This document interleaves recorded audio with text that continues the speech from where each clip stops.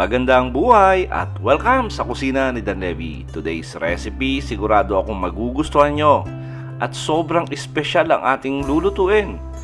Magluluto tayo ng atay at balon-balunan ng manok ala mechado. At umpisan muna natin sa pagpalambot ng ating balon-balunan. Alam naman natin kung gaano ito katigas at kakunat. Kaya gagawin natin dito ay palalambutin natin ng mga 30 minutes. Habang hinihintay natin na lumambot yung ating balon-balunan, marinate muna natin yung ating chicken liver. Lagyan lang natin to ng pamintang durog. Tapos lagyan din natin to ng soy sauce. Lagyan natin ng calamansi extract.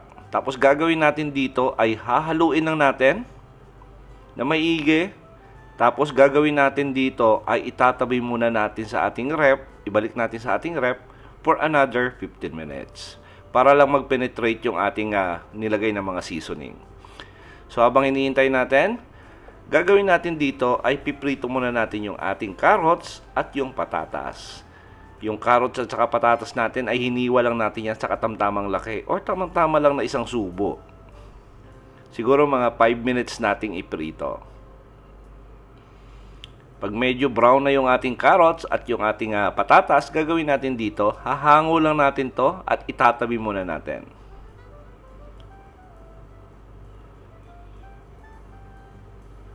Tapos gisa na natin yung ating bawang at yung bawang natin ay hiniwa lang natin ng medyo pino. Tapos sangkutsa natin to siguro mga 30 seconds hanggang maging light brown lang yung appearance at yung naaamoy nyo na yung bango ng ating bawang.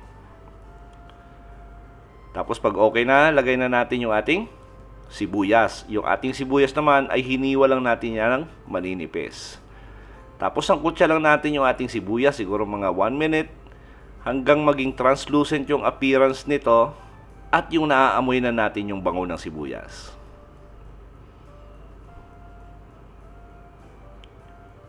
Pag okay na yung sibuyas, sunod na natin yung ating kamatis. Yung kamatis natin ay hiniwa lang natin yan ng pahaba. Tapos lutuin lang natin yung ating kamatis hanggang maging mushy or pasty yung texture nito. Siguro mga 1.5 to 2 minutes. Pag okay na yung ating kamatis at nakita na natin medyo mushy na, pwede na nating ilagay yung ating chicken liver. At sinama na rin natin yung marination yan kasi kasama talaga yan sa timpla. So gagawin natin dito ay sasangkutan muna natin saglit yung ating liver, tapos isabay na rin natin yung ating balon-balunan na pinalambot natin at hiniwa na natin yan sa katamtamang laki. Sangkutan natin yung ating liver at saka yung balon-balunan for about 10 minutes. Tamang-tama lang yun na ilabas niya yung water content niya at isasangkutsa natin hanggang sa maging brown yung appearance. Naglagay na rin tayo ng patis, daon ng laurel, liquid seasoning, and by the way, para sa kumpletong listahan ng ating ingredients, sinulat ko po sa description box. Naglagay na rin tayo ng konting asin. At saka pwede rin kayong maglagay dito ng konting asukal kung gusto nyo. Tapos naglagay na tayo ng green chili at saka red chili. Ngayon kung gusto nyo ng maanghang yung chicken liver at balon-balunan nyo, pwede nyo hiwain niya ng maliliit. Lagyan natin to ng 1 cup of water.